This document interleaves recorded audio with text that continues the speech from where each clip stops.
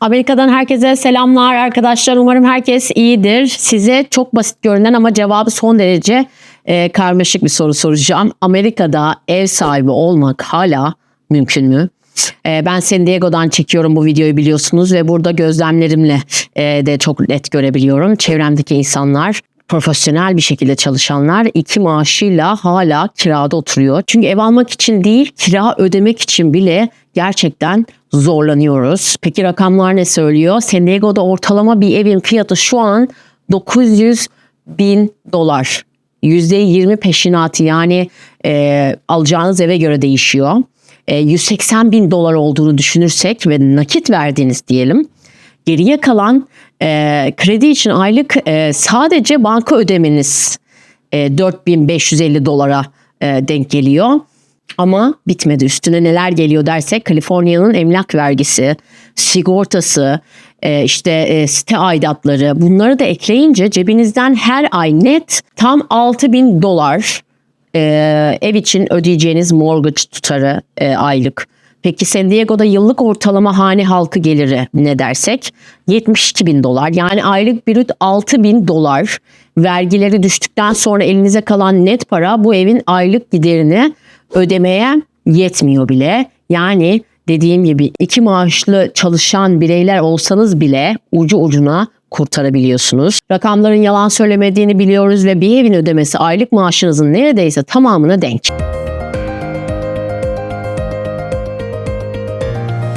Önce temel rakamları koyalım masamıza. Standart peşinat %20 ve $870.000 bir ev için $170.000 dedik. Nakit dedik, peşin dedik. Türkiye'den izleyenler için söylemek gerekirse bu rakam şu an yaklaşık 5,5 milyon Türk lirası gibi bir şey bugünkü kurla.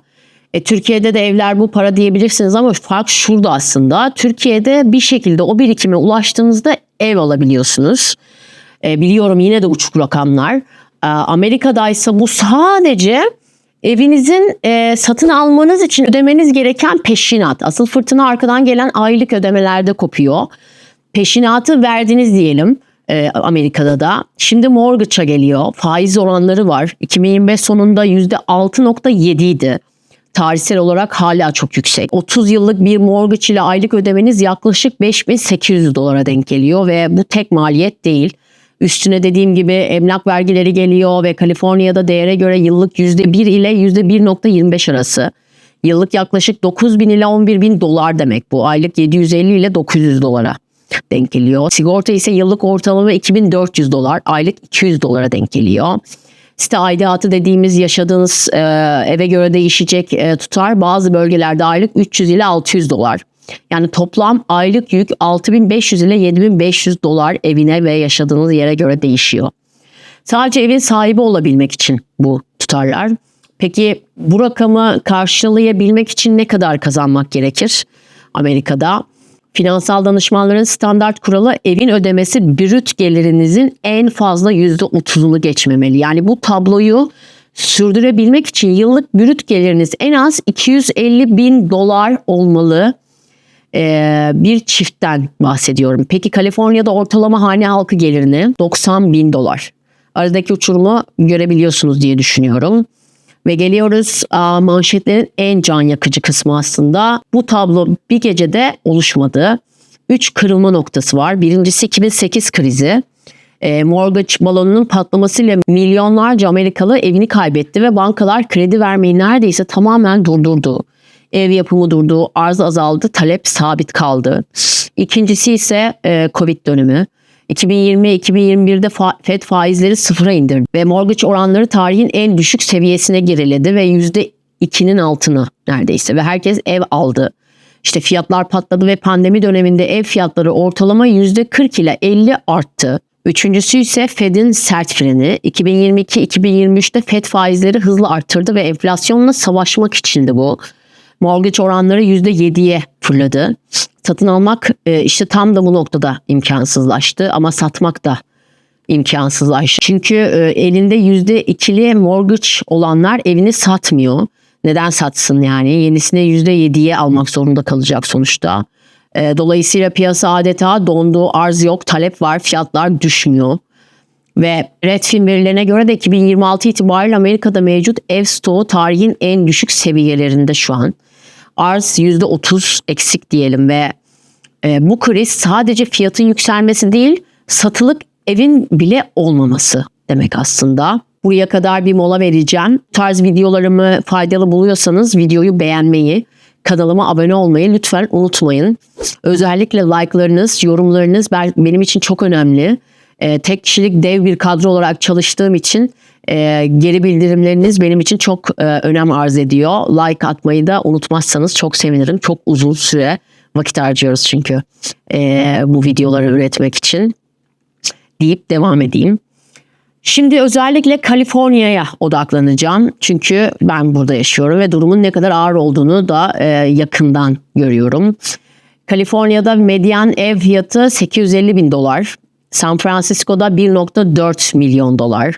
Los Angeles'ta bu fiyat 950 bin dolardan başlıyor.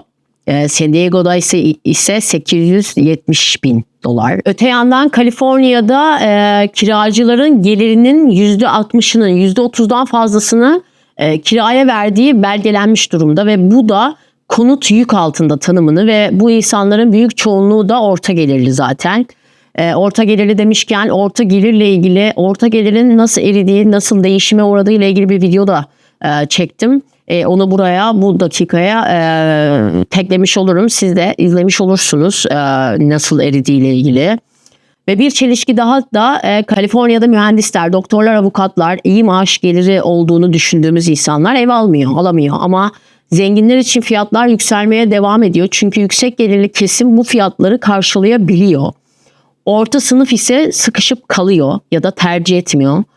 Biliyorum Türkiye'den izleyenler orada maaşlar da yüksek diyeceksiniz. Haklı olabilirsiniz. Maaşlar yüksek ama yaşam maliyeti de çok daha hızlı artıyor.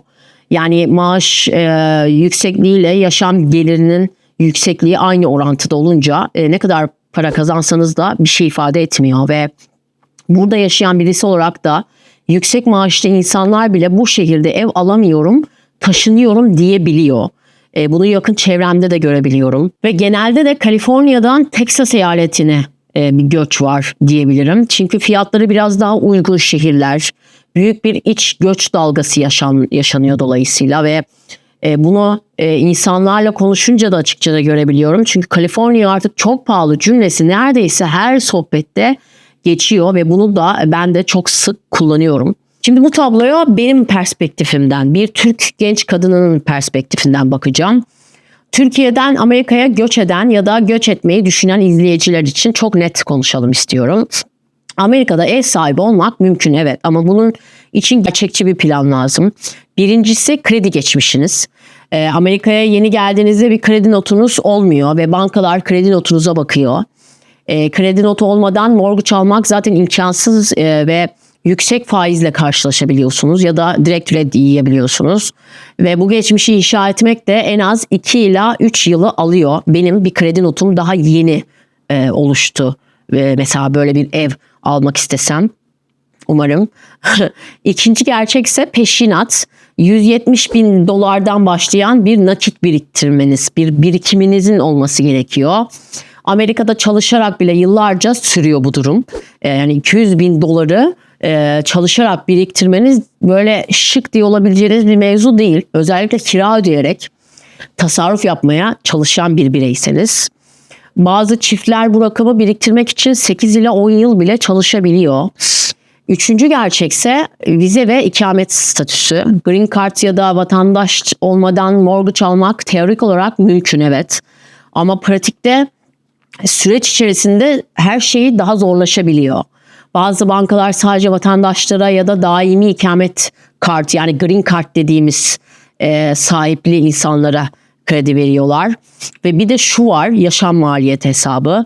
Kira ödeyip biriktirmeye çalışmak ile mortgage ödemeye başlamak arasındaki denklem herkes için çok farklı. Benim çevremdeki Türklere baktığımızda Kaliforniya'da 5-6 yıllık çalışan iyi maaşlar alan herkes kirada. Yani evi satın alan neredeyse hiç duymadım. Çünkü ya faizler düşerse ya da başka şehire taşınırsak hesabı da yapıyorlar tabii bir yandan. Bir de dediğim gibi Kaliforniya zaten başlı başına pahalı bir yer. Ve bu belirsizlikler bekleyelim görelim psikolojisi insanı da içten içe bekleme sürecine itiyor. Peki sonuç olarak Amerika'da ev sahibi olmak hala gerçekçi mi yoksa hayal mi? Hayır, ama bu hayali besleyen anlatı artık bence gerçekleri yansıtmıyor. Eski Amerika çok çalış, ev al, emekli ol, bu formül artık bence çalışmıyor. Ve dünyanın hangi ülkesinde çalışıyor diye de bir soru sorayım. Başka ülkelerde yaşayanlar varsa da cevap vermiş olurlar. Yani yeni Amerika'da ev sahibi olmak için ya çok yüksek gelir lazım, yani gerçekten çok yüksek, ya da bir miras falan gelmesi lazım, ya da uzun vadeli stratejik bir plan, ya da paranızı bir borsada değerlendiriyor olmanız ve bunun için de bir altyapınızın olması, bir ekonomik olarak okuryazarlığınızın olması gerekiyor. Tabii bunları hariç tutuyorum ben bu videoyu anlatırken ve burada yaşayan biri olarak da rakamlarla gördüğünüz tablonun açık olduğunu düşünüyorum. Amerika hala fırsat sunuyor tabii ki, ama bu fırsatlar artık sadece çok çalışmak ile ilgili değil. Doğru şehir seçmek, doğru zamanlama yapmak, doğru kredi geçmişini inşa etmek falan gibi birçok etken var. Ve mesele artık dediğim gibi çok çalışıp ev sahibi olmak değil bence. Mesele sistemi anlayıp akıllıca oynamak, akıllıca hareket etmek. Ve bu tablo önümüzdeki günlerde nerelere evrilir? Bu faiz oranları düşer mi? Mesela bu 2-3 yıl önce gerçekten gelip bu bahsettiğimiz şeyleri yapabiliyor olabilirdik. Kimle konuşsam, çünkü işte 5 yıl önce gelecektin Gülcan falan gibi hani gibi şeyler duyabiliyoruz. Özellikle çok eskiden buraya gelen kişilerin söylediği şeye göre bütün sürecin, bütün her şeyin daha kolay olduğunu duyuyoruz. Ve videomun sonuna doğru da videoyu beğenmeyi, yorum bırakmayı ve kanalıma abone olmayı unutmayın lütfen. Özellikle like atmayı unutmayın. Videolarımı kaçırmamak için de bildirim zilini açmayı, bu videoyu çevrenizle, arkadaşlarınızla paylaşmayı unutmayın. Amerika planı yapanlara paylaşabilirsiniz. Özellikle son 3 videom gerçekten çok yararlı olduğunu düşünüyorum. Ve herkesi de düşündüren, beni izleyen seni de düşündüren bir soru bırakayım buraya. Amerika'da ev sahibi olmak sizin için hala bir hedef mi? Burada yaşayanlar için soruyorum. Yoksa bu rakamlar gerçekten vazgeçirdi mi sizi? Yorumlarınızı aşağıya bekliyorum. Bir sonraki videoda da görüşmek üzere. Kendinize iyi bakın.